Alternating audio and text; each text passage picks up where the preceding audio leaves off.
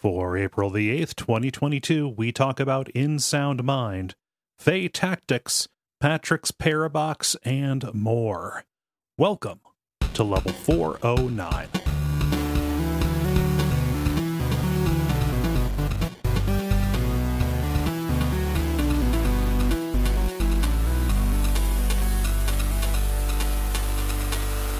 My name is Kole Ross. I'm Dennis Furia. I'm David Maysmith. And I'm Ben Merkel. And you are listening to The Level. It's a podcast for people who love video games. All of us were here last time, so there's nobody to immediately go to at the start. I'll just do this one first. Guys, I'm almost out of Cutthroat Kitchen episodes to watch. Oh no. I know, that, right? You can go to Is It Cake afterwards. Scratches the exact same itch. Is it cake? Is that a... Oh, that... I don't know. The ads for that make me want to punch the guy. What is it cake? You just described it by asking and using the name. Okay. So there, do you remember there was like a video that went around the internet of, I think it was a Japanese game show where like the room was filled with objects. Okay. And like some of them might be made out of candy. Some of them might be chocolate. Yeah. Yes. Oh, okay, you know what I'm yeah. talking about. So I saw a guy like trying to like picking something up and taking a bite out of it, and his face changes. Take a bite out of a doorknob. Yeah, the doorknob. Yeah. And his face changes. It's real funny. Okay, so someone saw that and was like, "Yes, with cake," and that is the show. Okay. I'm simplifying a little bit. Like it's incredibly skilled bakers who like do the decoy cakes or whatever you want to call them. Tasty fakes. Yeah, sure. I was going to do like a fake cake, like spoonerism, but then that's just fake. Yeah, poor man doesn't really work. So they all get a challenge, make different objects, and then the judges try to like guess which is cake. And I don't know why I made it sound like there was going to be more to that premise. That's the whole show. Okay, that was delightful. It was a meme a while back. It was like, it's a video. Like, do you think this is a toaster? Boom, knife comes out, cuts into it. It's a layer cake. Mm-hmm. Yeah, so it's a show made out of that meme. Yeah, but I don't know. I find the ad for it obnoxious because it's just some guy be like, "Oh, you think this is cake?" It's like, well, if it's not, you fucking suck at making ads. Don't ask a question you don't want to know the answer to, sir. That's right. I don't know. I just want to like channel my inner Samuel Jackson, be like, it fucking better be, motherfucker. Just saying that for the finale. Going hard in the frosting against this instead of hard in the paint, you see. Well, if you want to know how shallow, no, I appreciate that pun. If you want to know how shallow the premise for the show is, a major feature of it is the cake wall. Okay. It is not a wall. It's not a wall made out of cake. Although that would be like a really cool reveal if we're thinking about finales. Okay. It's literally just a wall that's on a rotating thing, and the host gets on it, or it rotates around at the start of the show, and the host is on it. And he's like, "Hey, the cake wall brought me." I'm not even making this up. And then at the end of the show, he's like, "Time to go back behind the cake wall," and he gets on the wall, and it turns around. Like it's some primo content, really. That's nothing. They think that's a thing, but it's not. Although I do have to say, in my head, he's totally doing it like, I don't know, some sort of like Mr. Rogers neighborhood type thing. Oh, he's like I'm sure it is not nearly as endearing as that, but that's just what I'm imagining. And what could be? Yeah. Yeah. No, he holds his shoe up to his foot and just smashes through because it's cake. There was a shoe cake. There was indeed a shoe cake. David, you got me thinking about ways that the show can end, and I think the only acceptable way is for the host on the last episode to be like, "I am cake," and just plunges the knife into himself. But he's wrong, and just blood spills everywhere. It's just Guess I wasn't cake. Yeah, no, I really like Cutthroat Kitchen. It's a very well designed game show, and I am running out of I only have one episode left, so That's what's the host on that? that's Alden Brown. Yeah, yes, he's delightful. Yeah, no, so I mean, it just so you know, you want that Alden Brown content, and you know, I just have to find the episodes of Chopped that he's on. Yeah, it's a whole thing. Maybe he had a straight up baking show though. I don't know. I mean, like he had the cooking show, he had Good Eats, but that's it. Yeah. Yep. Dennis, how about you? What's going on? I've been watching Is It Cake? I think we pretty thoroughly explored that. Yeah. Okay. All right. Yeah. No, that's nothing more interesting happened to me this week. Yeah. And yeah. Now I just let's get a novelty cooking show podcast going. We would have no shortage of content about that. Gary and I have talked about Cutthroat Kitchen a lot. Oh man. Ben, how about you? I'm trying to think of puns for Bonfire Side Chat, but for the kitchen theme show. I'm doing all right. I was out of town for the weekend. I went down to Portland to visit some friends. So I got to take a lovely train ride. That's always fun. And our friend, I'll tie back in. Our friends are Swedish, and so we to Americanize them, we went to Costco and got a giant sheet cake for their birthday, and that was part of their birthday potluck. How did they respond to American cake? I never know with Europe, because either they're used to things being like much sweeter than we make them, or they are completely not used to the amount of sugar in our stuff. Yeah, I think this takes the cake in terms of how sweet it is, but it tastes like childhood, like when you that's like the icing you had when you were a kid, like the stuff like the cake from like Kroger or whatever, where it's like high fructose corn syrup and somewhere sugar gets added in or whatever. So I think everyone was good after like half a piece to a piece, and we're like, we're gonna eat some other food. Minor kitchen flex, I made a new cheese ball recipe and an old cheese ball recipe, and that got all eaten up by everyone. I think that went over well. You like when there are no leftovers. Potluck dream achieved. Yeah. Nice. Yeah. Ben, what the real flex would have been to take them to IKEA. One of them worked for IKEA, actually. So. You will eat the meatballs. It would have been. They are amazing meatballs, and I will fight anyone who says otherwise. We will go to the aisle and get some scad having, fighting knives. And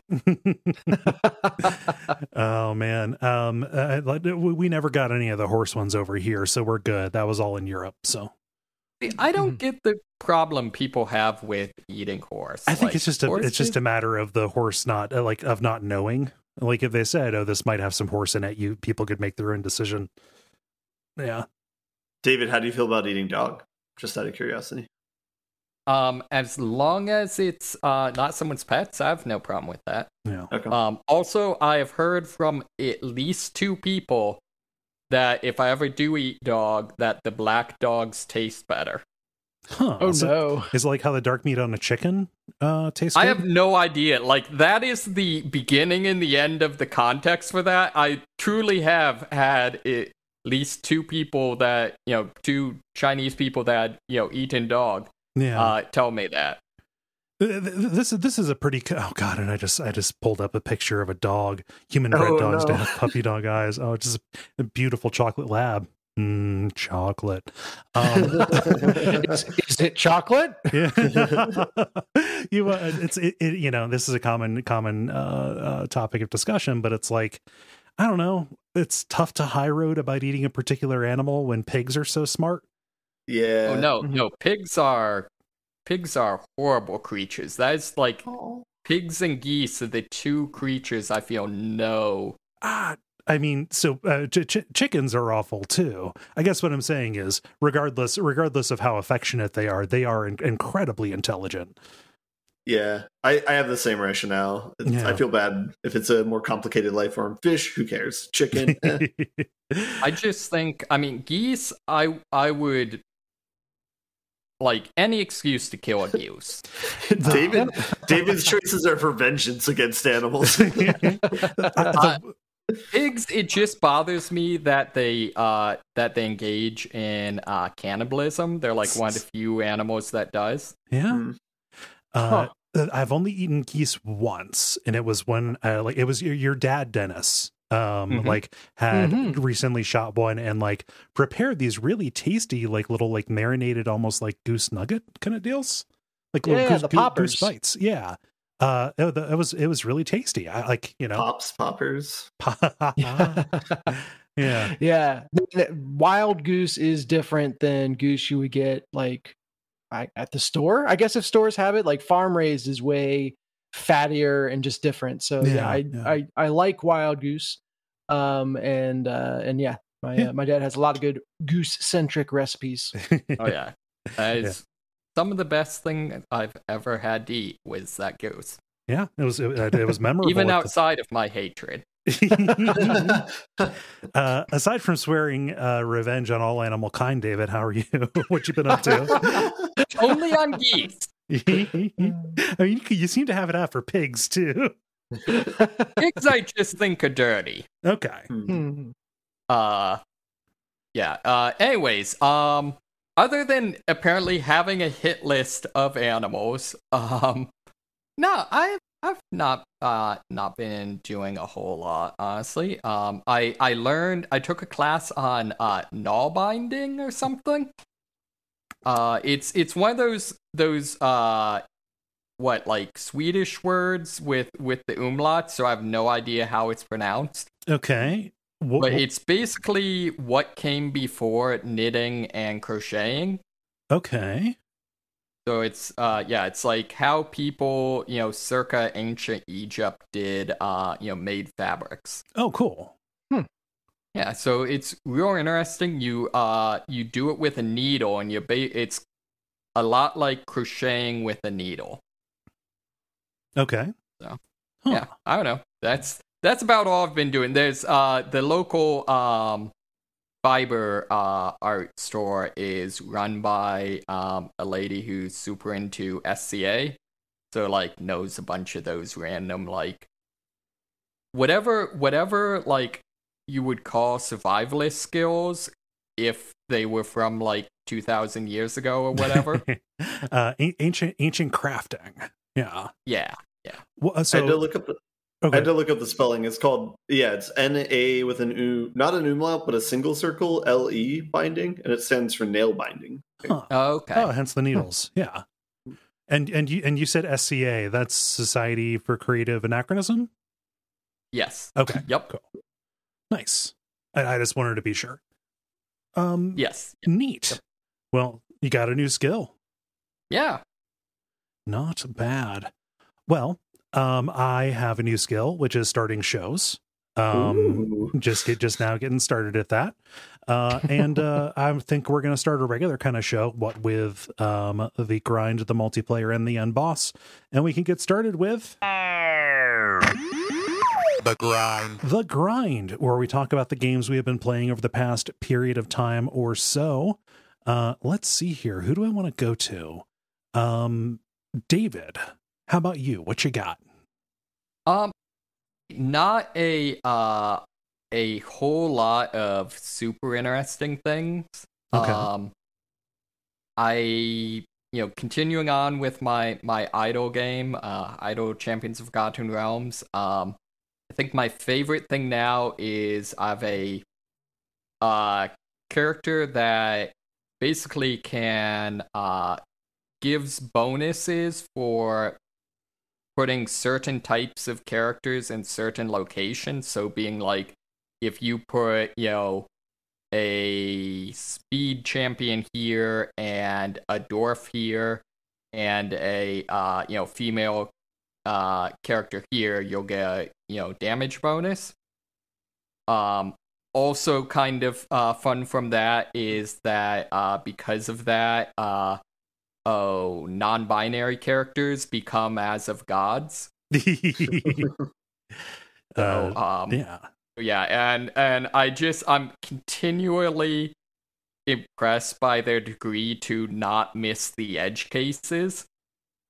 So, for example, my 3 kobolds in a trench coat is can either be a human or a kobold, and also can one of the kobolds is a girl and 2 of them are guys, so can be either male or female, so can go just about anywhere. So I appreciate whoever thought of all the weird edge cases. Are they laned into being a specific gender of the human that they're impersonating, or can they impersonate both a male and a female at the same time? Not sure. They just count as both. They actually are slightly different in that most of the other characters, like one of the characters is a doppelganger, so they are explicitly neither male nor female, whereas the 3 kobolds is explicitly both male and female. So right now that doesn't matter, because there's no characters that like have mechanics that make that distinction. I don't know if there ever will be, but it's kind of funny. So other than that, I've installed and played a little bit of the Aliens was it Fireteam game again. Okay. Although I don't have really all that much interesting to say to it. I got to the point where there's the big reveal of like, oh, there's some of these whatever they call the precursor. Yeah,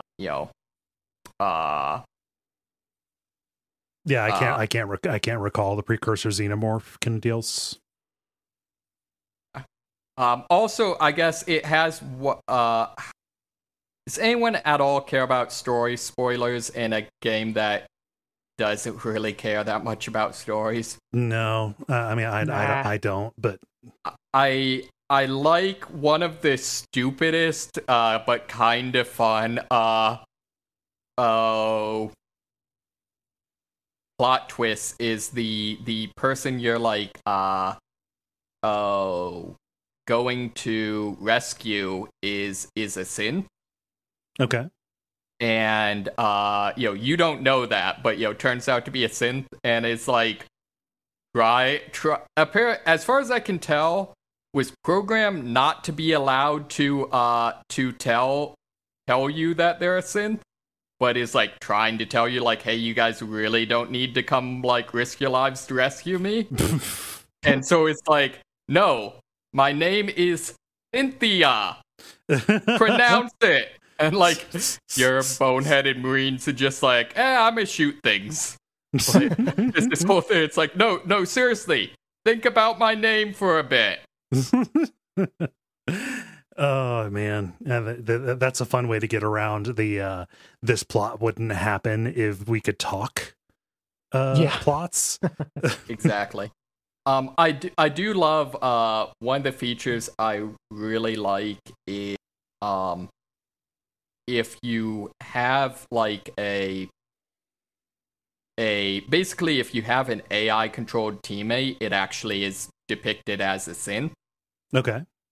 And has completely custom armor and stuff, so has various like insulting like anti-robot messages like written on its forehead and like stuff like that. Like there for being a game that to a certain degree is kind of mid-tier Left 4 Dead like, that is kind of cashing in on a franchise, there is actually some pretty great like what they call it, environmental storytelling. Yeah. That's good to hear. I mean, that is to me a pretty important part of the Left 4 Dead kind of formula, is the levels are not just designed neat and wireframe, but tell an interesting story. And so that it's good that they paid attention to that when they adopted the decided to look to Left 4 Dead as their as their template, right? Exactly. And my understanding is like a lot of the weapons in the games are things that exist in kind of the extended universe and stuff like that. So like it does seem like they've definitely put in some effort to kind of cater to the fans. Basically what I'm saying is it's not Aliens Colonial Marines. Right. Huh. Well, I mean, it's playable as in right. It doesn't too. It doesn't have, what was the bug that Alien Colonial Marines had? Well, like there was a greater than less than error that made like levels unbeatable, and you just fix it and then suddenly it's just a badly designed but technically a game. Yeah, so I think what it is it was greater than less than for the alien switching from like, I'm not exactly this, but like it's overall like get from point A to B AI to its like walk around and be sneaky AI. Okay. So like once it got close to you, it would actively stop trying to be sneaky. Which sneaking is a pretty important part of the Aliens, if I remember correctly. Yeah, generally speaking, that's kind of its thing.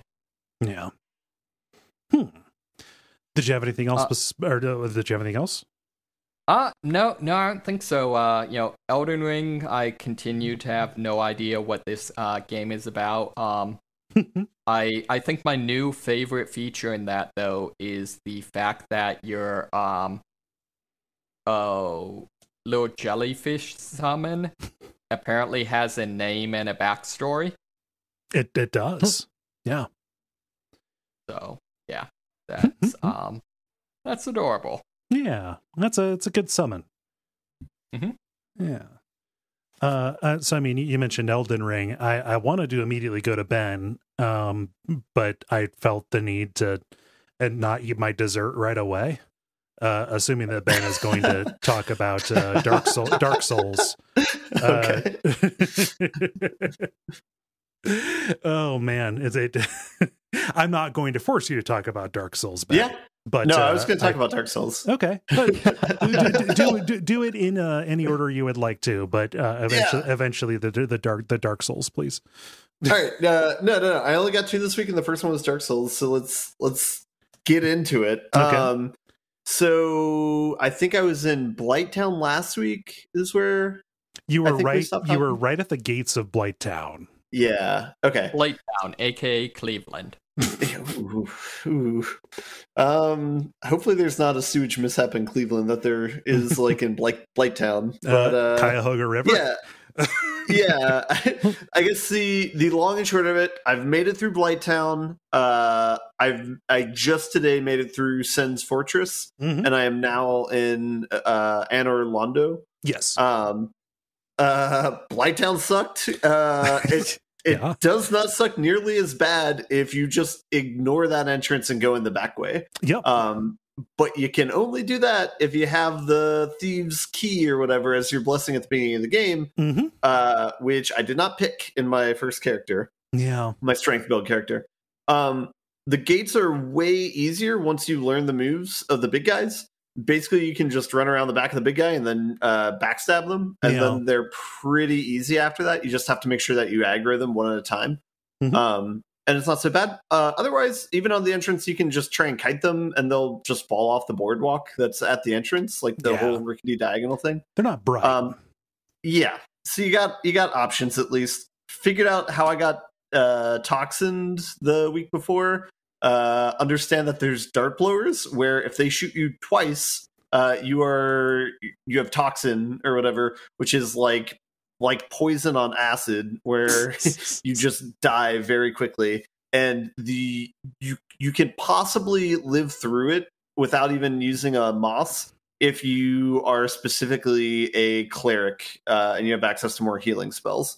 So I did that on one run through. Otherwise, the way to mitigate it is the dank purple moss will stop it. I forget what it's called, but it's like the moldy purple moss, whichever one that is. Yeah. Anyway, yeah, Blighttown, pretty messy to get through, at least coming from the depths. But you can do it. Explored that area pretty well. Did everything in the Quilog's domain, the place that's attached to that. When I got to Sen's Fortress, I'm playing a strength. The first character I had, I'm playing a strength build character. So I've upgraded the strength enough to the point where I can start two-handing like some of the giant hammers that require like 50 strength. Oh wow! And so that was kind of like what I was building towards. All of that is rendered pretty useless once you come up against a snake sorcerer while you're trying to cross some axes in Sen's Fortress. Yep. The axes, the swinging axes of increasing complexity. Yeah. So I actually never got that far. How does this compare to like swinging axe traps in Chalice Dungeons? Is this comparable, less than, greater than? This is swinging axes on balance beams over instant death. Okay. Yeah. Over probably instant death. I think the hurdle you have to get over is you just gotta be okay with dying and running through the entire thing again. If your spirit isn't broken by the time you get to Sen's, it's going to happen there. And I don't mean spirit broken like haha, Dark Souls hard, lol kind of deal. It's like sever your attachment. Like understand, if these, 20 or so hours, 20 or 30 hours have not gotten you to the point where death is just okay.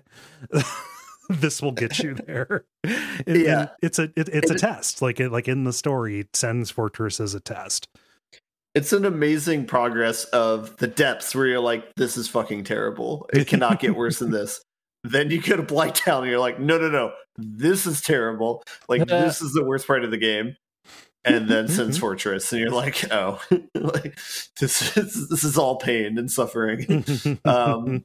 It's a weird type of like Buddhism or whatever, where it's like you just learn to accept terrible things happening all the time. Yeah. Isn't that basically the message of Dark Souls? I mean, perhaps, kinda. You will struggle again and again, and and eventually you will forget why. Yeah.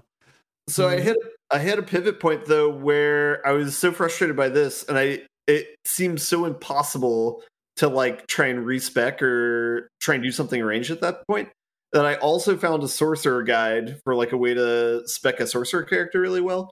So I just redid a new character, and I caught up and surpassed my progress with my strength build character in a single day's playthrough. Yeah. So that was one thing I was very, very surprised of. Like the first strength build character, I was like a week or two of play. The sorcerer's character, after like kind of doing some kind of shicey things and some suicide runs and stuff, days worth of time. Same level too. I'm like level 51 now. My strength build character is like maybe level like 40 something. So I was really impressed by that. If you just like understand how to do the bosses, how to do the enemies, and like what order to do everything, you can progress very, very quickly, and the game is not that difficult. But you've had to build up that knowledge to get to that point. So you've had to play this and go through this really difficult experience to get there. I think the cool thing to me is that both the like original creeping around inches at a time run and the I've got this blast through a level in no time flat those are both satisfying in their own way. Yeah, that's true. Yeah, especially the first time you go through something, you're like, can I do this? Is this possible? That's very rewarding. And then also the oh shit moment where you're like, okay, I'm almost through this. I have a shit ton of souls. Where's the bonfire? Like, I need to find a bonfire. Those are a lot of fun to do on the first time through an area. So I ended up doing a sorcerer's build. The way I spec'd it out is I took the thieves key or whatever to get through all the backdoor gates. You pretty early on, you do a suicide run in the Blighttown, going the back way, through the Valley of the Drakes. You suicide run for the Crimson Robes, and then you go to the fire at the base of Blighttown, and then you farm the worms that are by the tree. And you just need 2 drops of green titanium, I think, or I forget what the element's called. Titanite, yeah. Yeah, and you can use those to upgrade and get enchanted +5 weapon. And at that point, since you're doing an int build, it doesn't even matter what weapon it is. So I just had a short sword and did it on that, but it was doing like 200 damage, like at level 10, 15 or so. So it's like it lasts you completely into like where I am now, and it's still like holding up pretty well. And anyway, this was all like kind of given through a guide where it gives like really good advice on what you can hit in what order, but kind of like what spells to buy and focus on. I think I have 5 spell slots right now. I need to get 1 more, but I can have a double stack of great. What is it? Mind Arrow. What's the name of the spell? Soul Arrow. Soul Arrow. Okay. So I have 2 stacks of the Great Soul Arrow, 2 stacks of the Heavy Great Soul Arrow, and then the 4 magic spell that you get from the big hat dude in Sen's Fortress, and then the other spell that he gives you, which is like the multi-shot multi-ball and pinball attack spell. The homing the homing Soul Arrow, or maybe crystal. Might be the crystal version, but like yeah. And so I'm in Anor Londo. I'm very specifically stuck at the part where you're trying to run up the castle and you're being shot at by 2 Black Knights. And a single shot will knock you off. I can't tell you the number of times that I've one-shotted the Black Knight, but he also got a shot off. I instinctively throw up my block, and that does not do enough. And I am fallen off with the Black Knight. Yeah. And what's even more infuriating than that is the very first time that I tried to do this section, the Black Knight in front of me fell off, and I ran around and saw like a fog screen. I'm like, I'm going to go back and just take care of that other Black Knight because I'm not sure if they like perma die or not. So it's like, might as well do that to like clean up the area. Yeah. Very much regret doing that now. The bonfire was right there. Yeah. So that's Dark Souls, huh? But yeah, the connection between Sen's Fortress and Anor Londo, don't know why they didn't just have an elevator and did it the way they did it, but okay, sure. I'll have a cutscene transition between the 2 maps. That's fine. Yeah. So is it metal? Huh? Is it cake? Is it? I think he asked, is it metal? But I feel pretty satisfied with the meta at this point. Like today, I kind of overcame Sen's Fortress. Like at the beginning of the day, I'm just like, this place sucks. I don't know how to do everything. But felt really accomplished. Didn't use the map until the very end to go over like what places I missed. The shortcut I didn't realize was a shortcut. So figuring that out was very helpful as well. So I never have to do Sen's Fortress again. But eventually it kind of becomes like the back of your hand, honestly. Yeah. And it's like, honestly, it's not too bad. At some point I want to clear out the basement, because I think you can take a ladder down there, or at least I saw a ladder that went down, but I never went down there. Also, I got introduced to the mimics in this game, which I had heard about, and I had already been like swinging at chest ahead of time because I knew that was the thing that was going to get introduced at some point. And since Sen's Fortress is like Trickery Kingdom over here, I figured that this would be the first place that they were introduced as well. I didn't realize how much of a fight they would put up, though. They're like they're surprisingly worthy foes. Yeah, still put them to sleep. Huh? Can you still put them to sleep? Yeah, you can do that with a Lloyd's Talisman. It's just they're rare in the first game.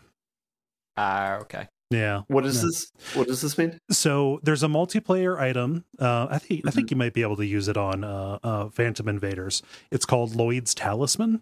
Okay. And what it does is it kind of creates a little area. It's like a gas kind of deal that stops an enemy player from healing. Okay. So they can't use their Estus. You know. And so, but if you know that there is a mimic and that there are signs, like you can look at the chain I listened to the Bonfire Side chat, and I think it was chains in, treasure within, chains out, watch out. Yep. Chain curls in, treasure within, chain curls out, you better watch out. Yeah. But if you throw, if you know it is a mimic, you can throw the Lloyd's talisman at it, and that puts it to sleep, and it will just open its mouth and reveal the treasure, and so you can take it and walk away. Aww. Yeah. Oh, it's kind of cute. Kind of a peaceful resolution to it. Yeah. No, I want to kill all of those things. Yeah, I want to kill all of them dead. I played Dark Souls 3 more than 1. Do they still like kickbox you basically? Yeah. They have like a spinning attack kick that's reminiscent of like Street Fighter. That's kind of out of place in the game. Have I ever told you guys about the best cosplay I ever saw? No. This was at Portland Retro Games Expo. So it was a kid. It was a dad was going around as kid.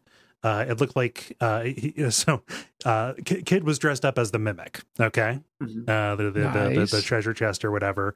And so, it just like his head was kind of popping out of this thing, but it wasn't just like him as the mimic, kind of wearing brown pajamas, and he had the cardboard treasure chest put around him. He could sit down and kind of ball up inside of it.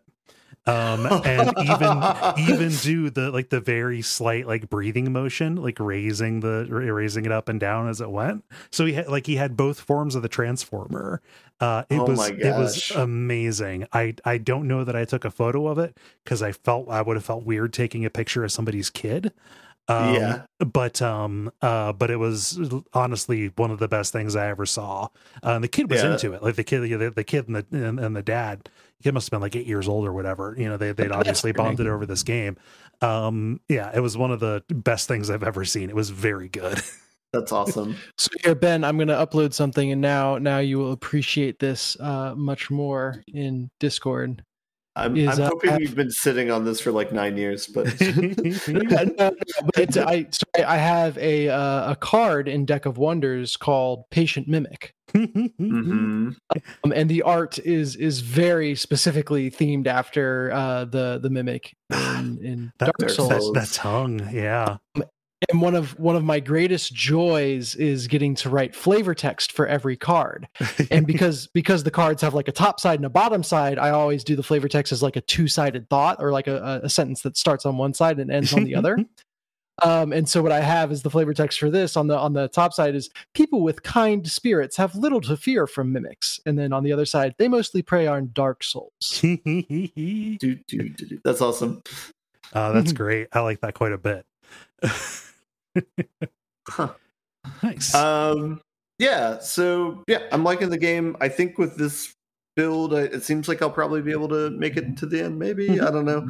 We'll see if there's any bosses that really punish magic wielders, but like the blades, no bad shakes either. The weird thing about this run is I put like nothing into vitality or endurance with this character, because the endurance isn't really needed since you're just casting all the time. Vitality, I might want to start putting points in. I've capped the intelligence at 60. I don't really think I need to go beyond that. It doesn't seem like it has great returns, but yeah, the beginning of the run through is quite easy. I was able to kill the Black Knight like in Undead Burg like really easily the first time through. I cleared the depths in my first run through, didn't die a single time, killed the boss, like everything. Yeah. So it of spells. What's that? How do you not run out of spells? You can get a second set of spells early on. I forget who you buy. I think you buy it through the dude in the lower Londor Depths or whatever. I forget what that place is called. Yeah, the new Londo Ruins. You can go down. I think it's Rykard down there. Yeah. Greg. It's Greg. It's Greg's down there. Rykard is Logan's guy who you find in the lower Berg. I think that's reversed. I think Greg's is the apprentice guy and Rykard's the thank you. Yeah. Crafty dude. Yeah. Yeah, you can buy extra sets. You just have to have the attunement to and they only carry use up multiples. like one slot or whatever. Yeah. And so with this, if you just put 1 point into attunement, you get a third spell slot, I think. Or it could be fourth. I can't remember if you start with 3 or 4, or 2 or 3. But anyway, so you can get to mind arrows, I think, early on, and that's 60 attack. So that mostly will last you from bonfire to bonfire. Like it's seldom that you run out. And if you have like a spirit weapon, then you can fall back on that pretty easily, and it's not too bad. Yeah. So yeah. Nice. So really happy with that. I definitely want to get. I've looked up all the weapons, so I know weapons that I haven't seen yet. So I know like the Moonlight Greatsword, I think, is one that operates off intelligence. It's supposed to be like a must-have with this type of build. So I'll be looking forward to get that. It's very difficult to get. Oh, okay. So Gotcha. why is that in every game? It's just a thing. I think a lot of the swords or a lot of the weapons carry over game to game, because like whenever you look up a weapon on like a Dark Souls wiki, you'll have to specify like which game you're talking about. Yeah. To answer David's question, so the Moonlight Greatsword comes from Kingsfield. Okay. It was like the ultimate sword of Seath, who was a good guy in Kingsfield. It is presumably not the same Seath between them, but people are always going to have their theories. Let me think here. But because it was in Kingsfield, From has just decided, we're just going to put a version of this in most of our games, kind of to pay some tribute to the heritage, and it's kind of become a bit of a kind of almost like an inside joke about how they're going to fit it in. I haven't found the one in Elden Ring. But I'm positive there is at least a facsimile of it there. I was going to say that Seath is a good boy and how dare you, but then I realized, no, that's Sif. Sif, yeah. Oh, yeah. Oh, man. That was another thing that pushed me to doing like a sorcerer. Is I was trying to do Sith with the strength build, and just getting owned by his spin attack, even when it felt like I was not in range of it. I felt so sad, and then like easily killed it with a ranged person. Oh, so you've done Sith already? Yeah. I've seen the Hydra, but I have not taken them on yet because they seem hard. So I've kept my distance. The Hydra from the bridge. Can you? No, I don't think there's a way to kill the Hydra from the bridge. You can stand back from it pretty well. It's tough to hit it with spells, is the thing. Yeah. You're kind of easier because the heads move in a bit of a pattern. Kind of standing close. The if you can roll when it attacks, it will probably attack past you. And then you're there. Yeah. That's been like the sticking point. I tried to like dodge the spells when they shoot it at me, but then like usually I'll get hit by one of them since there's like 5 coming at you. So it's a little bit less dangerous up close as long as you have the rusted iron ring. Okay, that's the one where you can move through treacherous terrain or whatever. I haven't gone back and gotten that yet. I haven't got back to the asylum yet, but I should probably make it there at some point. Anyway, this game's a lot of fun. I've listened a little bit to the lore too, like offline, like just like YouTube videos going over it or whatever. And it's very interesting, like because it seems like it would take a lot of work to connect the dots on your own and like go through all the items and read them and be like, oh, this might be really this. So to have somebody like kind of like collect that and spell it all out for you is pretty good. Things like the undead curse and stuff like that is like, oh, this is like a really cool way to justify this game mechanic and like have it be really well integrated with like all the lore in the world. So that makes it like very satisfying. And it makes you feel like I guess less complainy about like the artifice of like dying and trying things over and over again. It's like that makes sense in this world. Don't go hollow. They built it in. Keep your hope alive. Really, that was my New Year's resolution, to be less complainy. I thought it was doing not to go hollow, and I was like, "You have something you should tell us?" I mean, I've already failed that resolution. Yeah, so I think the like kind of frontiers that I haven't completely explored all of the Darkwood Basin. There's like the southern part I haven't really explored. I go back there periodically to farm. Like that's a good place to farm with the people that drop 2K and respawn. Oh yeah, the ghost invaders. Yeah. Yeah. Oh yeah. Oh yeah. And Have you seen the thing where you can get them to suicide? I have. I would, if I'm like farming, I'll just kill the first 3 and don't even kill the last person since they're 1K and it takes too long. Mm-hmm. And then I just do that like on repeat until I get whatever I need to get. But even like right now, it's like 15K to level up, but that's like 2.5 like runs of killing those 3 people, which isn't that long. So yeah. Yeah. Anyway, so anyway, that's one frontier. The other one is the lair of like the demons, which I haven't really explored. I've just seen it and lit the fire at the entrance. Haven't gone down the catacombs, so that's another one. Even the Valley of the Drakes I haven't fully explored. I've just kind of seen 2 spots of it. The lower Londor, man, now that I'm listening out, there's a lot of places I can go. The lower Londor ruins I haven't been to, and then the Anor Londo where I'm at is what I'm so exploring. So. I will say from a flow perspective, Anor Londo, pursue that as far as you can.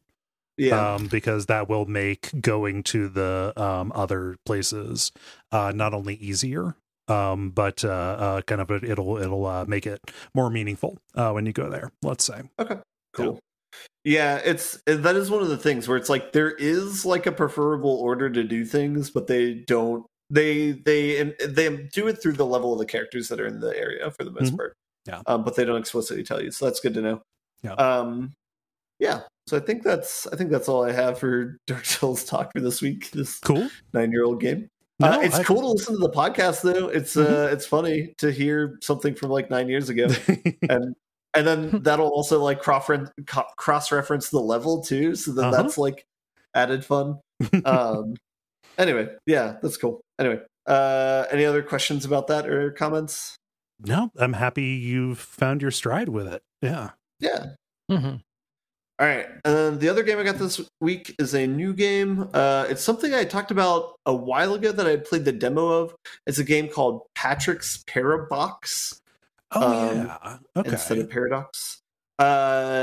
I played the demo of it. It came out, I think, last week sometime, maybe even like exactly a week ago. This is where it's a Sokoban, but the blocks contain levels that you have to solve in order to move it in particular ways, and those blocks contain levels. It's like a recursive Sokoban kind of thing. Yeah, it's a Sokoban game where some of the blocks that you're pushing can contain different levels or the same level that you're in. Which make it very interesting. So like if you exit out the bottom of the level you're in, if there's a miniature level and a box in your level, you'll come out of that because that's the level that you're in. That makes sense. Yeah, it's really awesome. There's a lot of really good like mind-bending puzzles in it. Sometimes the boxes might be other levels where it's just like a pathway or something. So you can enter in that, do something, and then you could go out a different exit point or something, but you would be in the outer level that you started out in.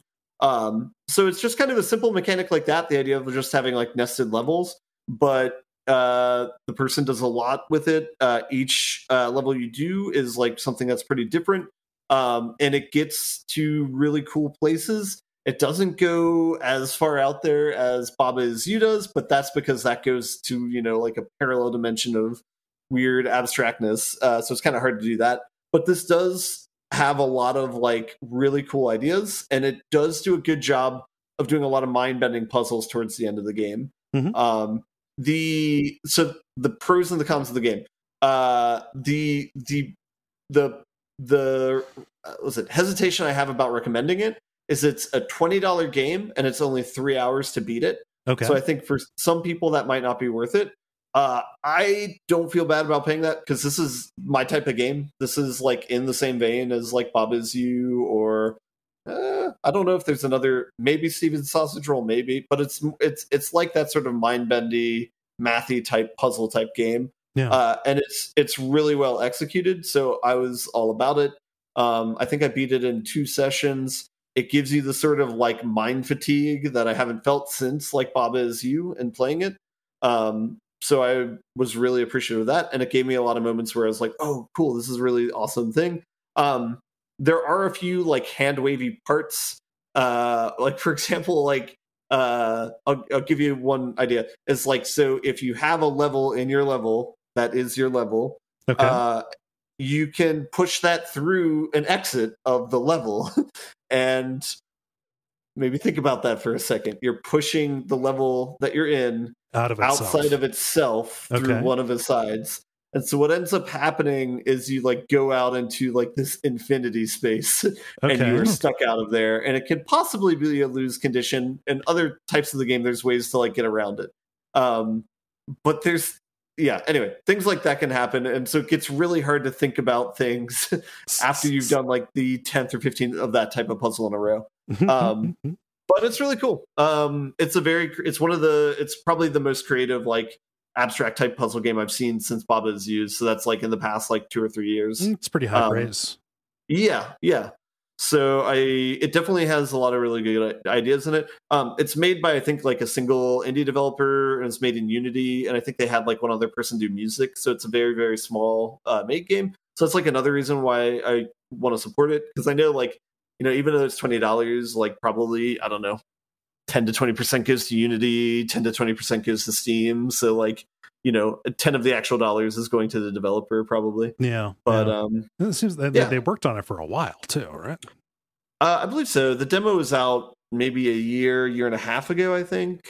So I don't think it's like, it wasn't something like a epic sort of thing, but yeah, I think that it's been in development for a while. In the credits, they thank other kind of smaller indie game devs. They thank the creator of Pipe Push Paradise and Jonathan Blow and some other kind of puzzle game designers that are indie puzzle game designers. So yeah, all in all, good game. Pretty happy with it. If you're into that sort of thing, it's probably worth it for you. If it's something you're tangentially interested in, probably just wait for it to go on sale and pick it up. Yeah. So, yeah. Nice. Mm-hmm. That's all I got. Cool. I don't know that I have any questions. It sounds a little too much for me, but yeah, sounds like it is kind of right up your alley. If it ever goes on sale for like $5, totally worth it. $10, probably worth it. That sort of thing. So yeah, yes. even if you only have a slight interest in those types of games. Yeah.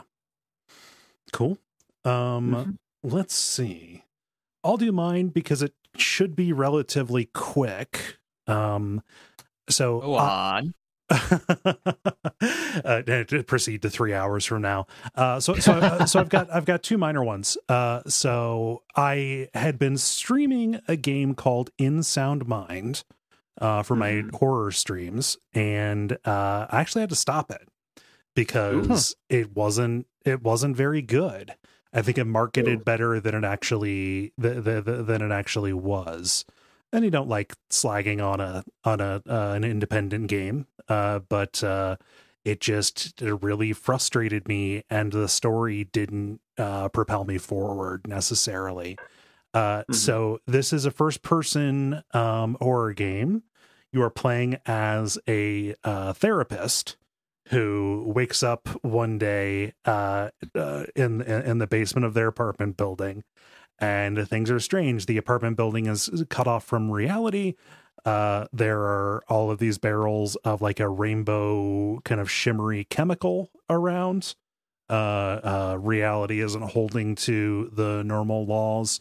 Spaces that should not be connected together are connected together. And very quickly you start finding these tapes of sessions from your previous patients who had recently died. And you're going into kind of a, inside the mind or inside the trauma of kind of like locate the locations where they died and trying to like get to the bottom of what killed them. Everything is kind of tied together into this conspiracy. And the different spaces, like the boss of that area is the kind of ghost of the patient itself. And they all have kind of a different mechanic. Like one doesn't like its reflection, so you have to kill it by like running toward mirrors, and you can scare it away by holding up a shard of mirror and looking at it behind you. so you're not looking at it, but you're looking at them through the mirror and they'll scare away, which is a pretty creative kind of deal. Good. I saw that part of the stream, and yeah, it's weird that holding up a mirror is such a like revolutionary gameplay mechanic, but it's just like having like a secondary camera or something in the game. It looked really cool. Yeah. I at that point I was still really on board with the game, because it hadn't really started wearing down on my patience yet. Like a lot of these games, things fall down with combat. Yeah. And it seemed to have a lot more combat than I would have expected from like a puzzle game. Yes. But yeah. I kind of was expecting this to be a walkie-walkie, runny kind of deal, where you can't really do much besides run away from enemies and figure out the puzzle to get rid of them. There are like rank and file enemies in this who just kind of pop out at scripted points. They're like ink blot monster kind of guys. And you fire your gun at them and you have very limited ammunition, very limited health. And I eventually had to quit because I got to a point where it's like, okay, I'm in a warehouse full of these things. I have no ammo, no health, and I run around trying to find pickups to help me deal with this. And I can't. And like these things are bullet sponges and they're designed to sidestep and jump like right out of the way. And if the world design was cool, I could have stuck with it, but it was just kind of, it felt very like Half-Life 1 era first person shooter, where there was like a lot of just like, okay, climb up on this pipe here and then crouch and get over this and then jump up on top of this thing and shimmy over this place. And like, it'll look intricate and feel intricate, but really there's only one way to go. And forward is always yes. Like, yes, if you can go forward, that is the place where you're supposed to go. So just look for forward because forward is yes. And it just got really kind of uninspired. And I don't know, I'm ready for a moratorium on the horror game where the world and the enemies, specifically the bosses, are like manifestations of different psychological kind of conditions. I kind of think there needs to be more. That they need to do more than that. Because like it was cool when Silent Hill kind of did it, but even that was had a little bit more cohesive, right? Because it was all tying back to a single narrative. Whereas this is like monster of the week sort of thing. Yeah. Going in. And so it's like all those things just really work together to make it just like, I don't like, I'm streaming it, but like nobody's holding a gun to my head. If I'm not having a good time, then I cannot. And people probably are sick and tired of hearing me go, that's one of the appeals of watching you stream is like, wow, Cole's getting real angry right now. This is I don't have to now. that is, I fall asleep to that loop. Oh man, yeah. So just all of that made me just like, I was looking forward to this. I saw like preview stuff about it. I was like, oh yeah, that seems like that'll be a fun one to stream. Probably the promo art and the screenshots look cool, and concept is fine. And it just didn't work out. I'm happy I didn't spend money on it. Like it was a free on Epic kind of deal. So gotcha. That's nice. But like, yeah. So any questions about In Sound Mind? I don't recommend it. A cautionary tale. I'm pretty proud that I've avoided like I've gone this far without without noping out of too many games, right? Mm-hmm. Speaks to my that probably speaks more to the choicefulness on your part up front than it does to he's played some challenging games. Yeah. It was like the Japanese school game or whatever with the screaming girl or whatever. Yeah. Oh yeah, White Day. That was the one that got banned, or am I thinking of something else? No, I can't. Station one. where you cut out your tongue.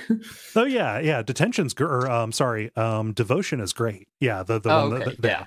that one got banned because of some art assets in it. Yeah, because China. Yes. Yeah. So the other one, because I got so frustrated with In Sound Mind, I decided to pick up a game I had my eyes on for a little while, called Workshop Simulator. And I streamed kind of the first the first like 45 minutes to an hour of that. I think that more accurately it should be called Restoration Simulator. Just because of what I've seen so far. I have no idea if they get into like actual, like, you know, make a chair off of this plan kind of stuff. Everything so far has been like, okay, this mailbox is rusted, you know, sand it and get, you know, just basically restore it. You know, like any number of, I mean, if you guys are not watching restoration channels on YouTube on the reg, I don't know what to tell you. Like, you should really, that's a good way to spend some time to me. So no element of this yet has been like kitting out your workshop and getting like rearranging the workshop. No, the workshop seems pretty fixed. You can buy you can buy upgrades. So instead of doing the kind of the sanding and scraping and cleaning in one place, like you can buy like or you can buy access to, like, the box is already there, access to a sandblasting stand, you know. There's like a spray painting kind of hood you can use if you want to do stuff faster. That kind of seems more about like doing things quickly than it is doing anything with anything of greater complexity, it seems. Mm-hmm. Yeah, so that's a little bit disappointing. Like, it'd be neat if you had like a blank space and, you know, you had to figure out, okay, what equipment am I going to buy to kind of satisfy these demands? Yeah, I mean, thinking about the workshop that I grew up with, like, you know, the workshop never has as much space as you want, and so much time and thought in having a workshop goes into like exactly where everything goes, and can I fit a table saw in here, and what comes out so I can, and like that. I think that as much time was spent on that in my childhood as making anything in the workshop.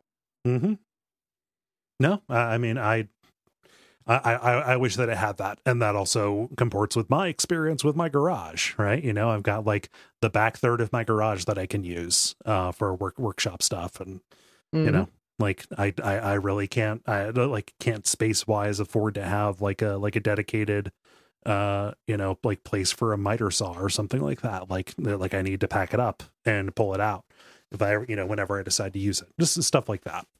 This game, I think, and that is a whole category of engineering, is workshop tools made more compact or more put awayable. Yep. Just I can, the one that I have, I can basically collapse it down. Like, it has little pins that you pop in, and you can pick it up and I put it in a big drawer. Yeah. That's where the sim is, man. That's what we need. Not just changing the textures on whatever you've got the sand or whatever. Yeah. So like, and you take the stuff apart, but it's just kind of clicking on things in order. Yeah. So I think that this is maybe like a little bit too simple for me, honestly. Not too simple for me. I think this is simpler than the name and kind of the concept, what you would imagine when you hear something described as workshop simulator. I think it is simpler than it ought to be, given the possibility there. That said, I could just be still in the early going, but I kind of like for a game to tempt, right, and say like, oh yeah, this is like, here is what you could do if you spend a lot of time with this, right? Like gas station simulator.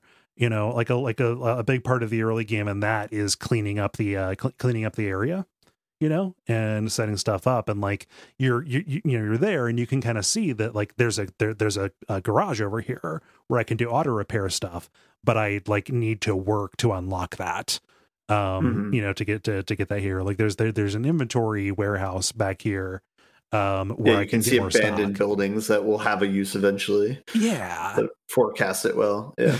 You know, and there's a little bit of that, but like I said, it's kind of more efficient versions of the tools, which is kind of hollow.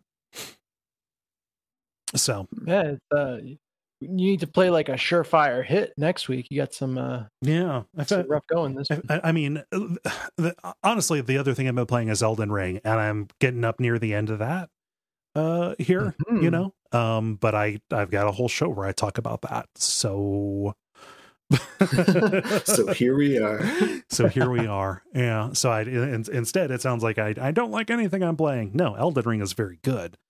Just you know. Let's see. It sucked out all your gaming karma. Oh man. Dennis, how about you? Yeah, I've kind of had a light week, so I'll talk about a few small things, but again, cut to 3 hours later. I finished Titanfall 2. Cool. Which was a good experience overall. A short experience, but that's what I was looking for. I just didn't realize how close I was to done when I talked about it last week. Yeah, I was you're pretty much there. literally in the final boss fight, and had even made it a significant portion of the way through, and then just did something dumb and killed myself and had to start over. Yeah. And so I strapped back in this week being like, okay, final push, gonna fit. Oh, it's done. You even said like, oh yeah, people are saying, oh, let's go finish this mission. Yeah. I just didn't know I was like in the room that you finished the mission, which I think overall, and then like, you know, the way they handle the ending cutscene and all that stuff, like I think this game assumed I was way more invested in the Titanfall universe than I was, right, for literally anything to have meaning for me. But yeah, so solid shooter all the way through. It's kind of funny, throughout the game you're getting different armor loadouts for your Titan, which I'm imagining is the different kind of classes or builds that you can make while you're in multiplayer. But they wait until the end to drop the big like chain gun wielding super build on you. Yeah. And it's kind of this cool power fantasy on one side, but at the same time, I liked the other builds better, and I just, I felt bad switching away from it, but it's kind of like, here's the big reveal. Yeah, thanks, but no thanks. Okay. I don't want to have to spin up my chain gun for a second and a half before I fire every time. I really got used to the rockets. Samurai instead. Yeah. I went with the semi-auto, so not the sniper rifle, but the kind of next longest range increment. After that was my main build, and I liked that a lot. Yeah. I mean, at least they honor it as opposed to kind of forcing you. It's like you will do this climactic encounter with our climactic build no matter what. Damn it. Yeah. Yeah. So yeah, fun game. I said last week, I don't think I'll dip into the multiplayer just because I don't want to be in a room with people that have been at it for 5+ years and are all masters of the game. Yep. But I'm very happy with that experience. So if you haven't played it before, I never played the first Titanfall, and I don't feel like I missed anything. Yeah. Except for like every detail of the story, I guess. So, take that with a grain of salt. But I was very happy playing it as someone coming to it from the second entry in the franchise. Nice. And that's Titanfall 2, at least the single player campaign. Did you feel anything at the ending of the game without spoiling anything? No, really, because they already did it like 2 or 3 times in the game. In Titanfall 2? In Titanfall 2, yeah, I feel like spoilers are off because it's a however many year old game. But the whole like, oh, he's dead, but wait, we can upload him to a new machine. Like that happens multiple times over the course of the campaign, and so seeing the robot die at the end is like, oh, okay, cool, I'll see you in the next body they drop in for you. Like it made no sense to me that he was gone at the end. Again, maybe didn't internalize all of the story that I should have. What with the shooty and the runny jumpy. But good time with the game. Nice. Word. Yep. So that's Titanfall 2. Trackmania, my old stalwart, has launched a new season. And I've started to dip my toe into that. I mentioned playing Forza Horizon last week, and how like, oh, I feel like I always come back to Trackmania, and lo and behold, I did. Nothing hugely revolutionary, at least that I've seen yet. I'm not all the way through the campaign. They put out some new blocks. The whole game is built kind of Lego style with different road pieces. And so they add a couple almost every season, and this one is no different. However, there was no like huge new mechanic or anything crazy. It was kind of just rounding out the ranks for the surfaces and mechanics that already existed. So yeah, that's mostly just I haven't forgotten Trackmania. I'm back there. You're only temporarily not playing Trackmania. So you're saying Mania hasn't been sold out to an NFT company yet. This is correct. It's kind of it's filled that space in the world of racing games that XCOM 2 has for RTS games. Okay. Or turn-based strategy games, I guess, where it's like, yeah, I'll try other turn-based strategy games, but I just always wish I was playing XCOM. Right. It was really fun to try Forza and see the intro and derp around a little bit, but I kind of just wish I was playing Trackmania. It's wonderful that it's on Game Pass. Yeah, right? I thought you were going to say, like, it just randomly decides, that despite you having 80% grip, you're just going to fly off the track. For Forza or for Trackmania? Well, you're saying it's the XCOM of racing games. Oh, I see. Yeah. Your percentage chance of finishing the track is pretty low. So, what can you do? So yeah, just playing more of that. I love that game, and a rare subscription-based game that I will heartily endorse as like that is the right model for that game. Yeah. So last one, that is the one kind of new game that I've been playing through Game Pass. I dipped into another good game to play with xCloud on your phone, which is Fae Tactics. Fae Tactics? Fae Tactics, like fairy tactics. Okay. And this is a turn-based strategy game. It's got really, really strong like Advance Wars or Final Fantasy Tactics vibes. Okay. So you got your sprites, you got your kind of retro feel to it, and I'm fairly early on, but it is simple enough to be played on your phone, which I appreciate, and I'm always looking for a game like that. Cool. The story is that the natural world and the magical world have collided, and you're a little girl caught up in between, just trying to find her mom at first, but I'm sure the adventure will expand from there. And a really cool idea from the game's lore that I don't know yet if it comes into play from a mechanics standpoint is that there is a cycle of rebirth between Fae and natural creatures.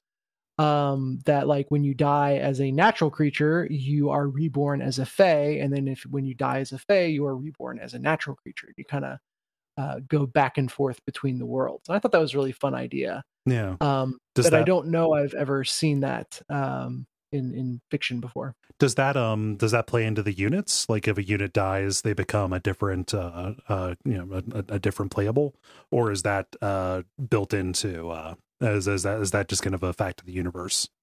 Yeah, so far it's just been flavor. Okay. But like I said, it's such an interesting idea that I can't imagine that it never shows up. Yeah. In the mechanics. So we'll see. But the pixel art or the sprite art on this is really well done. Particularly the levels are just fun to look at. And it's one of those games where, each level is a small-ish grid. And the terrain has different heights to it, but it's all done in kind of a pixel art style. Think a little bit like Into the Breach. Yeah, I mean, it looks really similar. It looks kind of a cross between Final Fantasy Tactics and Into the Breach, specifically Final Fantasy Tactics on the PlayStation or the PSP, the War of the Lions version. Yeah, I assume that game I assume Fae Tactics is copying a lot from Final Fantasy Tactics, I just don't have Final Fantasy Tactics as a reference point. Mhm. At least I've have not played it. Yeah, so it's small, it's compact, but you're going through a ton of these maps. Like every battle is on a new map. And it's just kind of awe-inspiring the amount of environmental art that goes into the game, knowing also that the environment is the primary source of like challenge and intrigue during the battles. So it is kind of very cool to see how widespread it is, and I hope it continues to be as diverse as it is, versus like a couple more hours and I start seeing the same maps over and over. Yeah, your units, it's the standard. You can move, you can attack, but each unit also has a specific action they can do to an ally, so a support action, and they have a specific wait action. So if you don't attack at the end of your turn and don't support at the end of your turn, you automatically get some bonus. Okay. And depending on what equipment you have, that can change what those actions are. So that was an interesting way to kind of build units. It's like you don't have the support unit and the melee attack unit. Each unit kind of has different verbs for support, for attack, based on how you want to use them that turn. So that keeps things interesting. Yeah, I mean, at least it makes like, can you deploy lots? Like, how can you deploy lots of different units, or does that like kind of complicate team composition?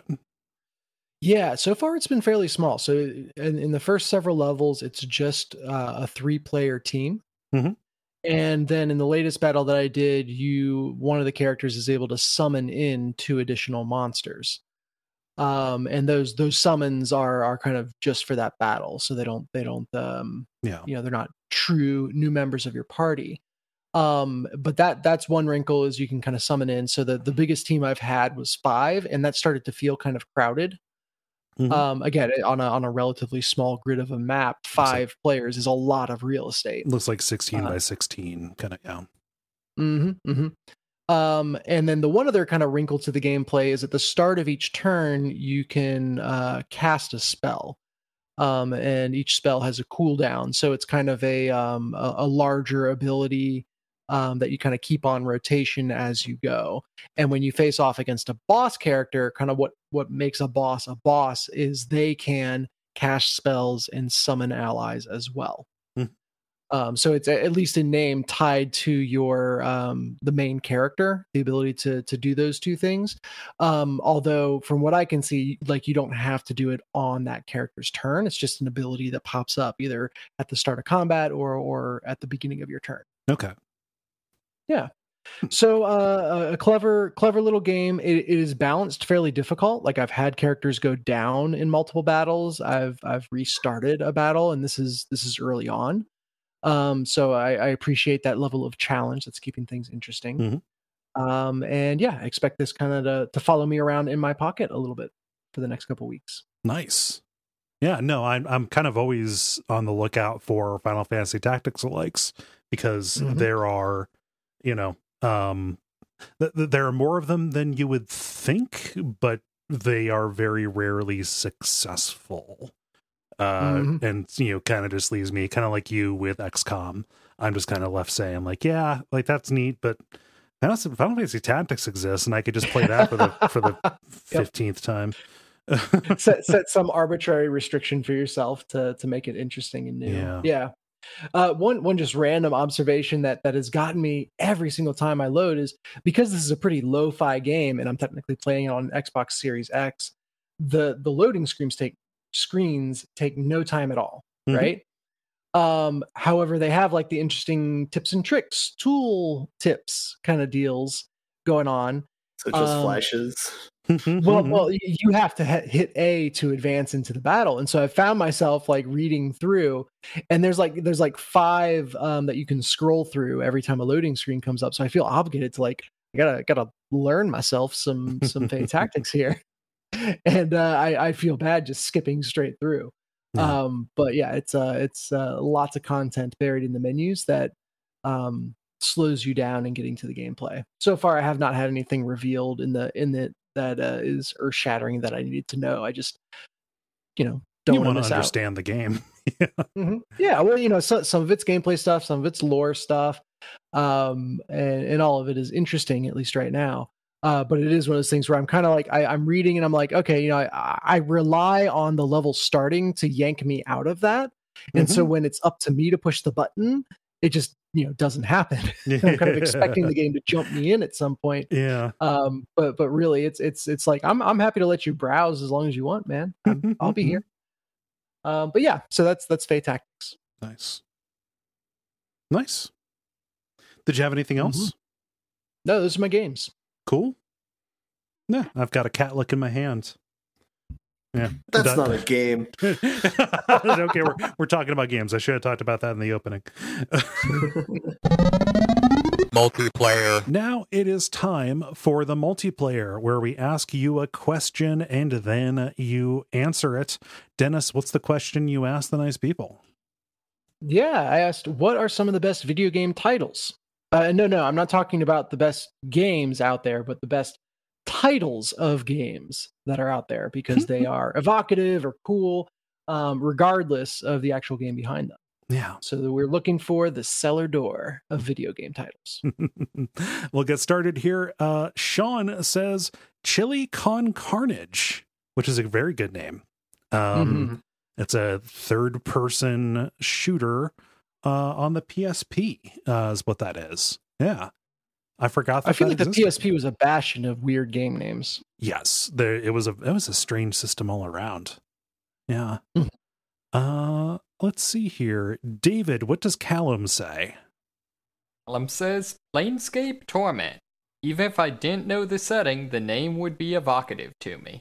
It is a good title. Yeah, I'm not sure. Would anyone, the metaphorical anyone have known what Planescape was at that point?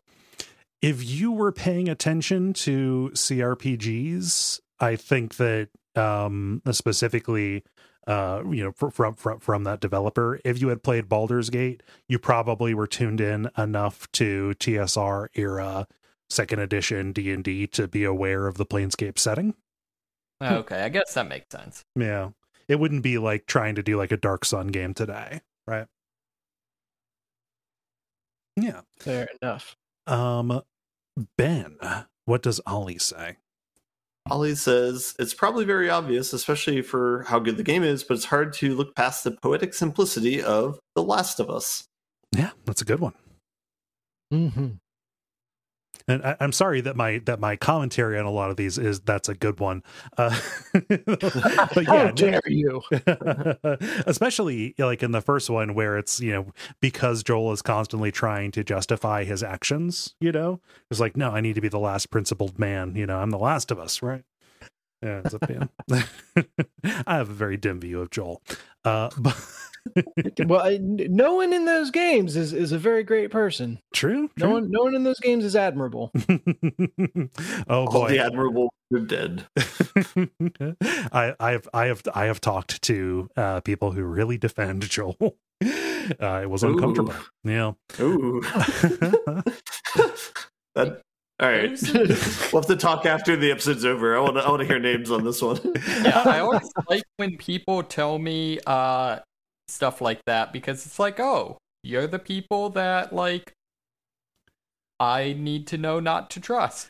I've read about you online before, but I've never met you. That's interesting. There are no names. It's just like it's a specific coworker that I'm thinking of who was a nice guy otherwise, but just like, yeah, man, that is some of the stuff he does.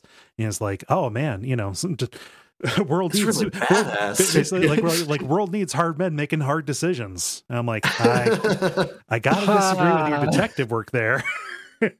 No, the world was pretty concretely let down in that instance. Yeah.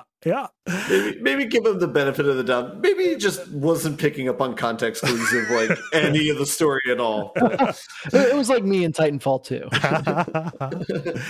2. Dennis, what does Roop say? Roop says, D4, Dark Dreams Don't Die. Doesn't tell anything about the game and about the fact that it's a discontinued season 1. Amazing game still. Yeah. It's I like the meta titles of like there are 4 Ds, so we'll call it D4. Mm-hmm. God, that was a weird game. I need to finish that. I only ever did like the first chapter because I thought it was the entire game. Let's see. I will. This one will be me. Chris says, and honestly, this might be my answer.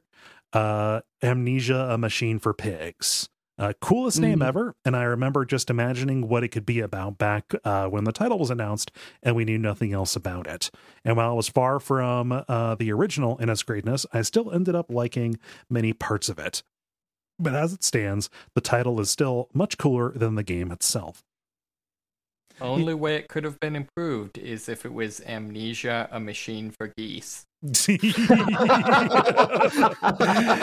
Oh, we've already done so many a machine for blank titles. We can't do a machine for geese. But that was, I appreciated that. Good call. Can't stop it from being Cody. Yeah. Oh man. No, I agree. Like it is fun to joke about because it is, but I also think the goofiness is an inherent part of its appeal. What's actually going on in that game is super horrifying and resonant. Like all of the complaints about that game are about the play. I feel like I don't know that I've heard anybody make like a point that I agree with against the story, which is very good. And like what the actual machine is and what the pigs are, is really cool. So I've got affection for that game and for its story, and like as a title, I don't know, if it wasn't great, I don't think people would be remembering it. I submit that the title is genuinely unsettling, unnerving, and that is why we feel the need to riff on it and joke about it so much, try to take some of the edge off. Yeah, a little bit gallows humor in that. Oh, let's see here. David, what does Ian say? Ian said, adventure. 2,600 devs really knew how to get to the point. Yeah, developers working on the Atari 2600. Yeah, it's oh, okay. Yeah, I mean they I just really thought a lot of devs worked on this. 99 Helens agree. Yeah. No. I wonder if legitimately like the title of the game was like in the code, and so it needed to be very concise because that took up a lot of space for that hardware at the time. So that's a good theory. There were like a lot of the especially the official Atari game names were incredibly simple, right to the point. They're super evocative. They'd just be like, like skiing and stuff. Yeah, boxing, things like that. Combat, right? Which it shipped with. So adventure. Adventure was based off of a text adventure called Colossal Cave Adventure. So like, really? it's even kind of stripped down from the original. Yeah. Not to nerd out too much about it, but at this point, kind of games and software were seen as the razor blade add-ons to the hey, buy our fancy razor of the consoles, and most devs were kind of in-house developers that weren't seen as very important to the work. So I think also behind that was just this assumption that like you don't need to invest that much money in names. They already bought the console. That was the big sales. And I just pump out a bunch of stuff for it. Not gonna lie, nothing has been changed about the treatment of devs. Yeah. I mean, at least people get their names put on usually.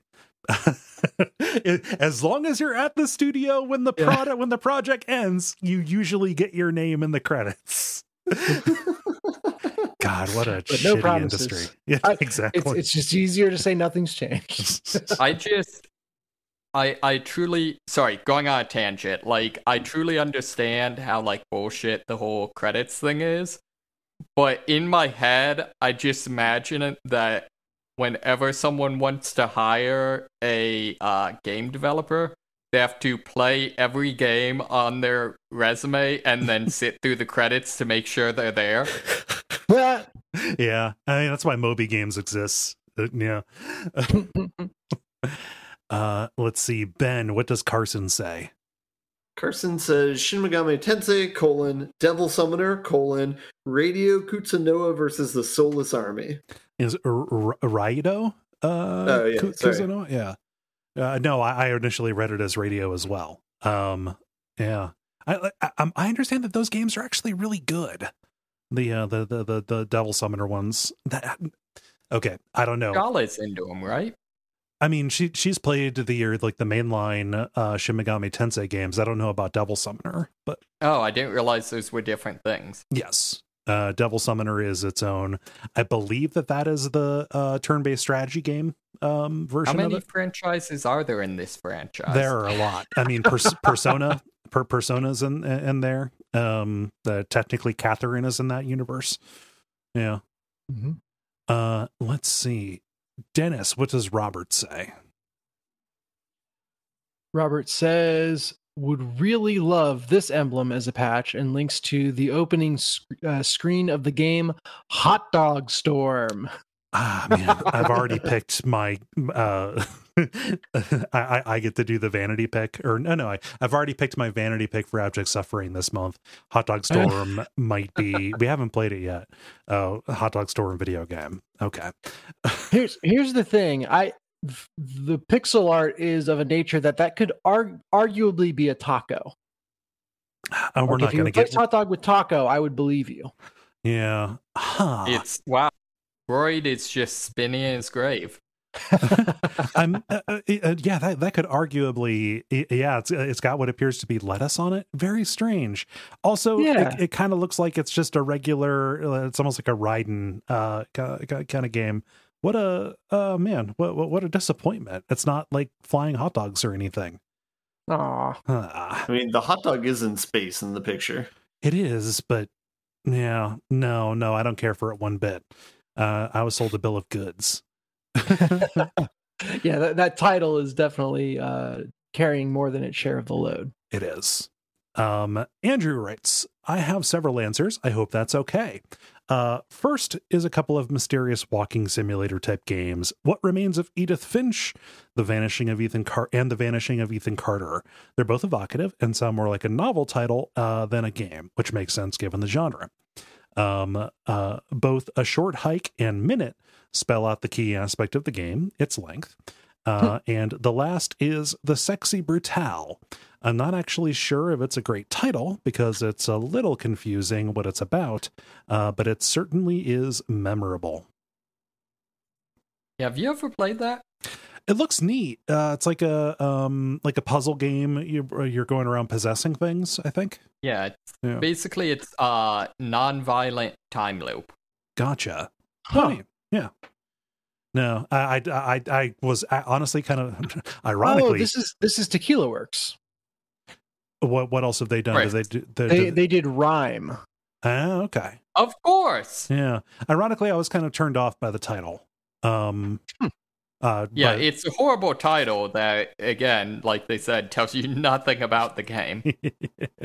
Yeah. What Remains of Edith Finch is a really good one. That also is there because I don't know of things about the story. I was disappointed that was not a autopsy simulator. This is all we can find. Simulator expansion. Yeah. Oh God.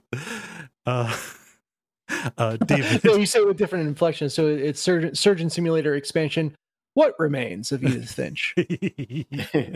Has visceral cleanup details? That's a really good title as well. Yeah. Oh yeah. Visceral cleanup details. Let's see. David, what does Rookie say? Rookie says, Turnip Boy commits tax evasion. Sometimes the title is so good, there's no way the game could live up to it. Yeah, I'm always intrigued when I see that pop up on like deals, like video game deals Twitter kind of accounts that I look at, and like, oh, that sounds really neat, but it's a platformer, I think, where you're playing as Turnip Boy, but it's a good title. Commits tax evasion. If it was actually like an accounting sim where you commit tax evasion, that'd be neat. Hey, wait a second. Am I mining Bitcoin? God damn it. I thought I was playing a game, but I actually signed up as a remote worker for H&R Block. This sucks. I got Last Starfighter. Oh God. Ben, what does Gwen say? Gwen says, I've always been quite fond of Analog, a hate story. Tony Hawk's Pro Skater 2 deserves mention because of how poetically it rolls off the tongue. Roses are red, violets are blue. Tony Hawk's Pro Skater 2. I gotta give you that one. Yeah. I also pointed out on the Slack that it is the perfect length to be the middle line of a haiku. Yeah. So Tony Hawk's Pro Skater 2. just any haiku somebody like throws at you, just replace the middle line with Tony Hawk's Pro Skater 2 and throw it back. What's the last? The standard last line is Cherry Blossoms Fall. Mm-hmm. The standard middle line is now Tony Hawk's Pro Skater 2. We just need a standard first line, and we have the ultimate haiku. We have the perfect haiku. Well, okay, we need. I am. What is like the best haiku opening line? What is the new sun rises? A new sun rises. Tony Hawk's Pro Skater 2. I like that. Yeah. First there was a mountain, then there was Tony Hawk's Pro Skater 2. I just love the idea. Is it Gwen a musician? I just love the idea that like every time she hears a phrase, she has to like check if it would work in a song. Yeah. There are some things where just like the scansion ends up working out. You develop an ear for it. I believe she's got that. Yeah. Excellent. Let's see here. Dennis, what does Tyler say? Tyler says, I have never played it, but this one that was in the Portal 2 ARG years ago still sticks in my mind. 1, 2, 3, kick it. Drop that beat like an ugly baby. That's horrible advice. Yeah, ugly babies. You don't. Yeah. You're just gonna make them uglier by dropping them. It's not like you're gonna drop in a pretty puddle. Yeah. He says, looking at Steam, it looks like it was the first early access game on the platform, and it was never finished. Poetic. Runner-up I have is low stats, but my class is leader, so I recruited everyone I know to fight the Dark Lord. I have low stats. I feel like that was just always my tactic in World of Darkness or World of Horror, whatever. The Secret World? No. What was the like Junji Ito? World of Horror. Yeah, there we go. Yeah, that was always my strategy. Just I can't do shit, but I'll recruit people to get me through this. Yeah, recruit everyone in the high school. I need to dip back into that because I know they've added new scenarios. And finally, Phil says, you just referenced "Don't Shit Your Pants," so. Yeah, Don't Shit Your Pants is a very good name for that game, which I need to play again. It's been a while since I played that. And to tie it all back, that is made by Cellar Door Games. It is, yeah. What's the Cellar Door thing? I don't get that. It's a Donnie Darko reference. Yeah. There's a character that talks about just words that roll off the tongue, and I think it was like their English teacher said that cellar door was the most beautiful phrase in English. Yeah, that's a thing. Also, apparently, to non-English speakers, the word diarrhea sounds very pleasant. Like they say, like, oh, that must be like a beautiful person's name or something like that, or something. But no. So close to diorama. True. I mean, you don't want a diarrhea diorama. Wrap back around to "Don't Shit Your Pants." Do you guys want to know the German word for diarrhea? It's Dirkfall, which just means to fall through. Dirkfall? Yeah. What? Oh, yeah. I thought it would be Scheissenwasser. Yeah. Oh God. I'll do another one. I've never played this game, but I always liked the title when I filed it at GameStop. Half Minute Hero, because it sounds like a horrible insult for somebody's sexual prowess. I was thinking it was like 6-minute abs. Like they're trying to undercut the other video games. Like you can win with this hero in a half minute. Yeah. David, how about you? Good titles. So this isn't my answer, but the one I am very sad that no one mentioned is Metal Gear Rising: Revengeance. It's a good one. Mm-hmm. I think my answer is there was a free-to-play version of Orcs Must Die, which is already a great name, but was Orcs Must Die: Unchained. Ooh. And my favorite thing is whenever there's, a colon title, seeing if it just makes sense as a sentence. So I'm just imagining some orc leader like, join me and rise up against the humans, and though you may die, you will die unchained. So yeah, I just imagine that as the orcs' rallying cry, that orcs must die unchained. Nice. Also, in terms of a horrible name for what's maybe a decent game, I've never played it, is Illbleed. Oh, yeah. Illbleed. No, it's a horror. It is a horror game about imagine, if you will, a twisted amusement park. It's for the Dreamcast. Huh. Yeah. Yeah, this looks very Dreamcasty. It is one of the most Dreamcasty things. Let's see, Ben, how about you? Yeah, mine's like kind of a dry answer. I'll say like Left 4 Dead is just a really good title for a game where the title describes the game in a couple different ways. So, yeah. The only thing that they messed up is they should have made Left 4 Dead the first one. The first one should have been a 2-player co-op game called Left 2 Die, and then and then the 4-player one should have been called Left 4 Dead. Oh, that's good. Yeah. Like, what were we talking about? The 4-player Ratchet and Clank should have been, Ratchet and Clank 4-play. They stopped doing the sexy names after a while, and it's a bummer. It really is. Yeah. So someone from like the ESRB probably caught him and was like, look, we've let you get away with enough. Cut the shit. It's also hilarious because that's otherwise like an incredibly wholesome series. Yep. Dennis, how about you? Yeah, so the one I used in the picture for this question was 2064 Read Only Memories. And Read Only Memories is a very evocative name, and it would be my answer, except I am vehemently opposed to the numbers in names convention. So instead, I will go with Guacamole. Oh yeah, that's a good one. Which is just too convenient of a portmanteau not to make a game about it. Did I tell you I found out that all of the old El Santo movies are apparently in the public domain and available free online? What is an El Santo movie? El Santo was like the famous masked wrestler that like most of the masked wrestlers you see in like pop culture are more or less riffing off him. And he then made something like 50 movies or something over the course of his career that kind of established him as not just a wrestler but like a folk hero.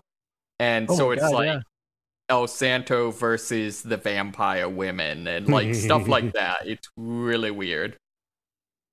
Very cool. Nice. Well, that was a good question. And I got a lot of fun stuff popped up there. Thank you for posting it, Dennis. Mm-hmm. If you would like to participate in these in the future, you can go to facebook.com/thelevelpodcast. Watch for the prompts to go up on Monday afternoons. Yeah. And thanks to everybody who wrote in. The end boss. Now it is time for the end boss, where we talk about things that are happening in the world of video games, preferably that are exciting to us. I'm going to get us started, and I'm going to sneak one in here because there's some game announcements that have been made recently. Ooh. Yeah. So this is classic Kole, a thing is happening stories. But Ron Gilbert, the LucasArts game designer from back in the day, most recently he made Thimbleweed Park, which is a very good point-and-click adventure game. Just early, I think maybe yesterday, very recently, he announced, his whole team announced that he is working on a proper Monkey Island sequel called Return to Monkey Island. This will be the first Monkey Island game since the Telltale series. I think maybe like over a decade ago, something like that. Did they have a Return to Monkey Island already? They had The Secret of Monkey Island. There was Monkey Island 2, The Curse of Monkey Island, Escape from Monkey Island, and then Tales of Monkey Island. Never returned to Monkey Island. As a side note, point of order for like when he announced it, apparently when he made the Telltale game, he said that if he ever got the ability to make another Monkey Island game, he would announce it on April Fool's Day. So I'm pretty sure that's when he did it. Nice. That's great. This caught me by surprise. I figured he was not going to stop working on games. What a delightful guy he is. We've had him on Watch Out for Fireballs a couple of times for interviews. But I'm excited. It looks good. So has anybody else here played those games? Gone into them shits? I only know them from Insult Sword Fighting got added to Kingdom of Loathing. It did, yeah. Yeah, no, I have not played them, though I've seen, all the references. Yeah. Nice. So the other thing in follow-ups to games that I really like, just today, earlier, the team behind Hypnospace Outlaw announced 2 new games that are coming out. Technically, the first one had been announced for a while, one of them had been announced for a while.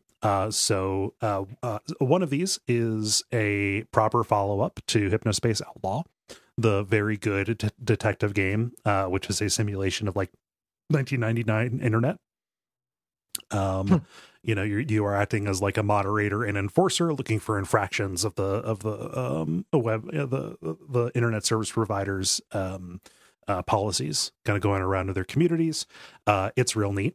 And this is called Dreamsettler, similar, and it's going to be a similar kind of thing. They had a very fun video presentation kind of showing stuff off, and like the stuff that they showed was like, here's the jukebox for picking your songs, and here's the email and you can drag an attachment on. The lead developer Jay Tholen did a very good job as the presenter on it. And this is the one that I'm most excited for. Dreamsettler looks very good because I want more of Hypnospace Outlaw. It is one of the few mystery games that I would actually like say you are doing detective work in, actual detective work. The other one is called Slayers X Terminal Aftermath Vengeance of the Slayer. This is a game by ZaneRox36, who in Hypnospace Outlaw was a shitty teen who was like real edgy and like had comics where he was this badass like Spawn type guy. He was a real piece of shit too. He did like harassment campaigns and stuff.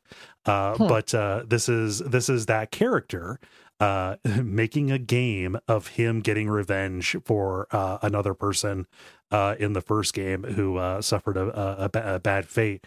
And this is like it's a boomer shooter is what it is. It's a 2.5D game, kind of like Dusk or reminiscent of like Duke Nukem 3D.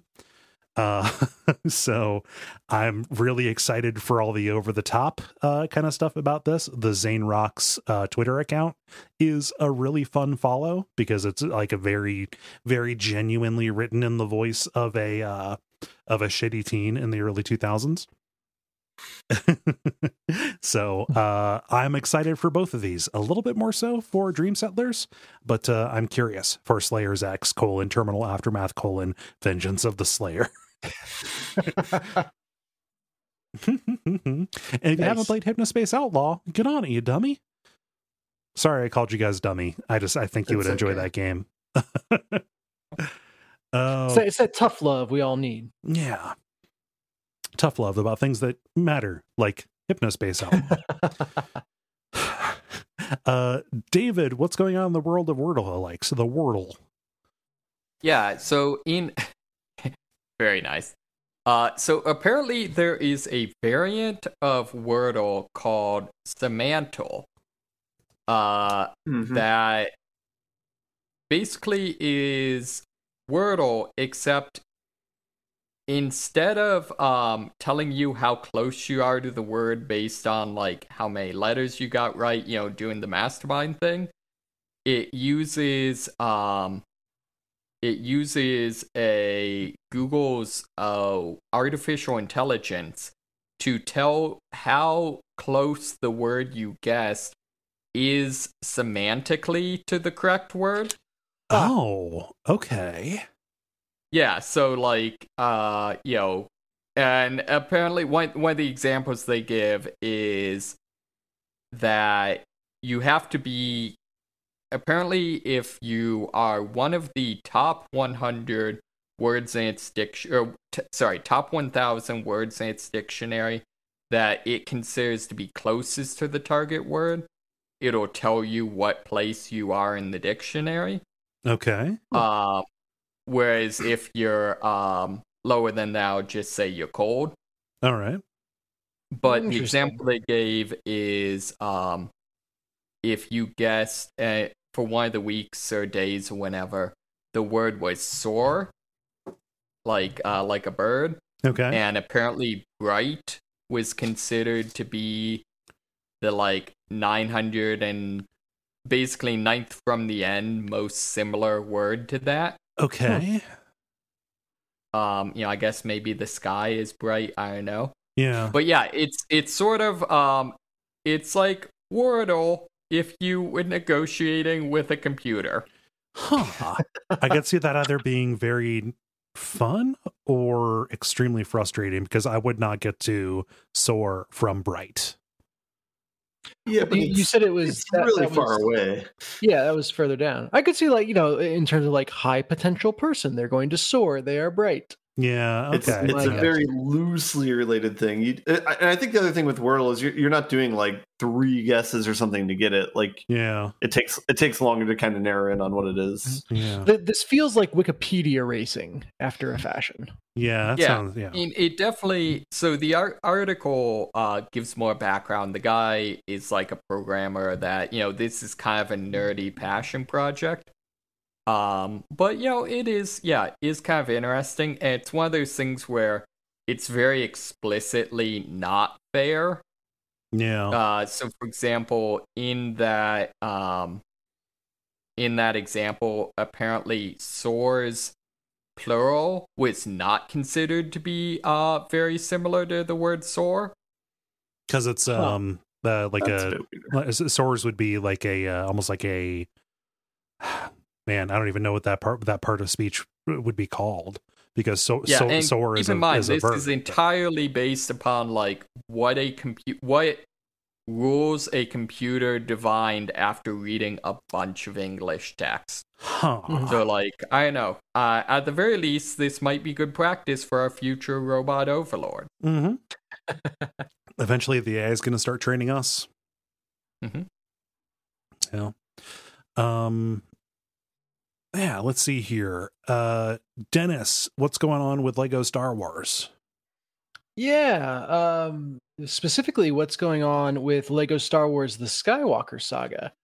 And what's happening is they're jumping into what's becoming a proud tradition of looking at the sequel trilogy, the final 3 movies, whatever they want to call that, and saying like, yeah, no, they didn't do a good job. Let's just let's put our own spin on things. Probably one of the greatest grievances from those 3 films was the undeniable chemistry between the 2 main characters, Finn and Poe, that really shippers latched onto, and that Disney then of course fired into the sun without doing anything with it. No, I've got to argue with you there.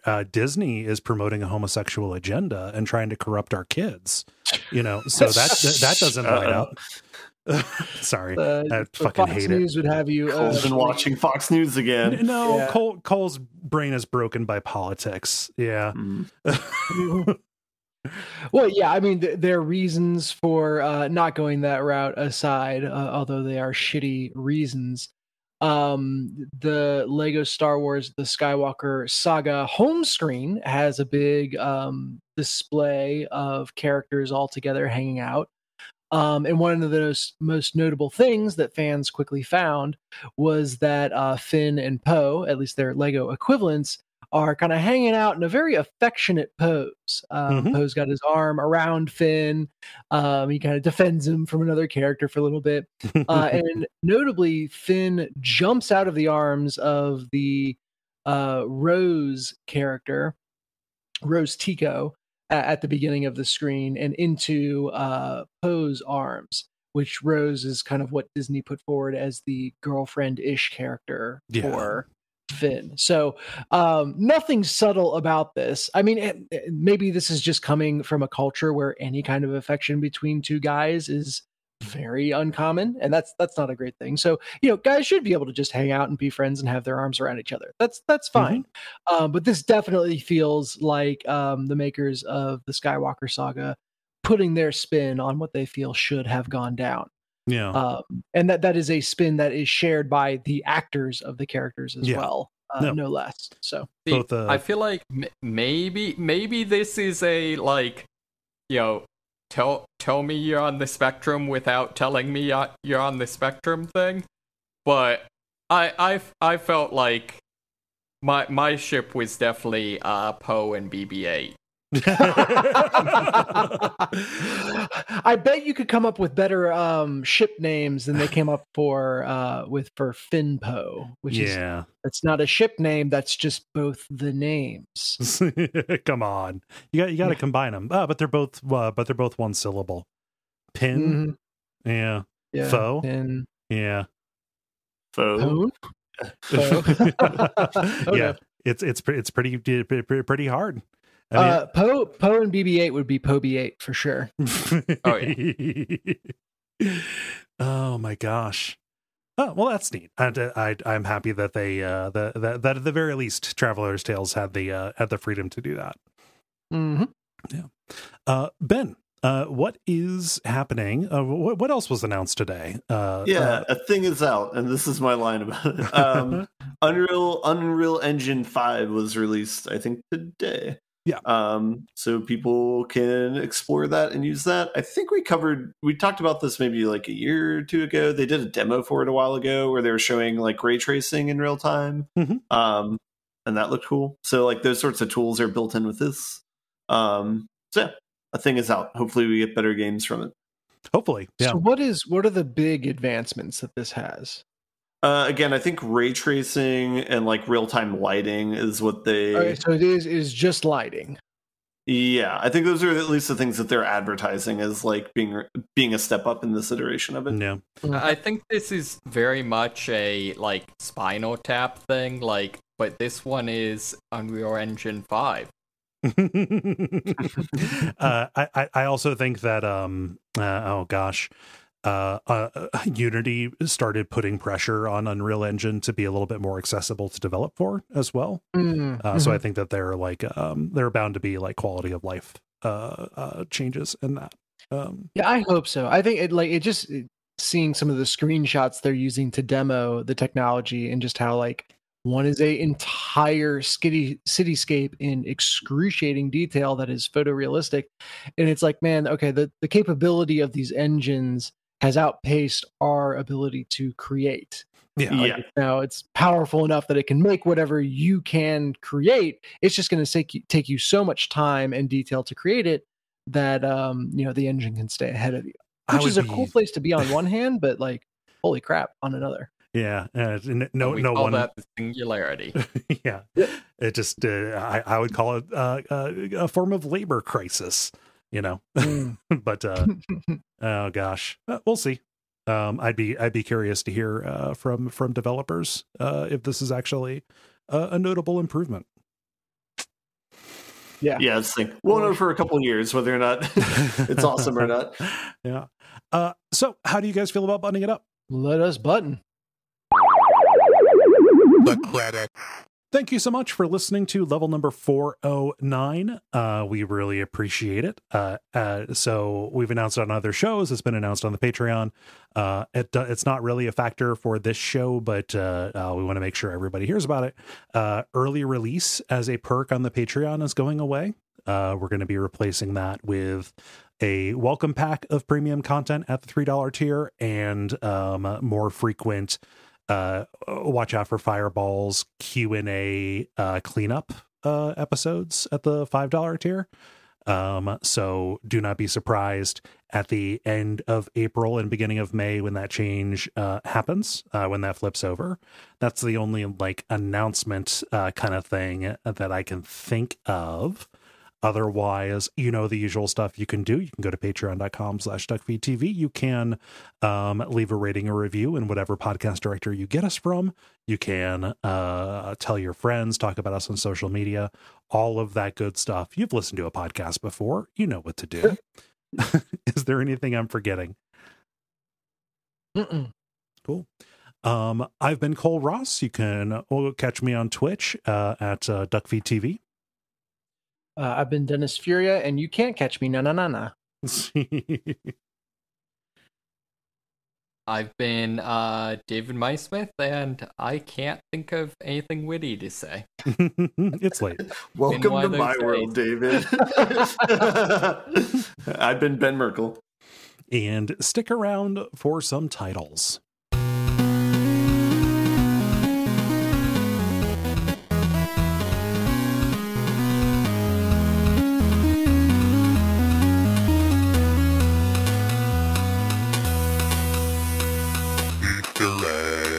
Okay, who's got titles for me?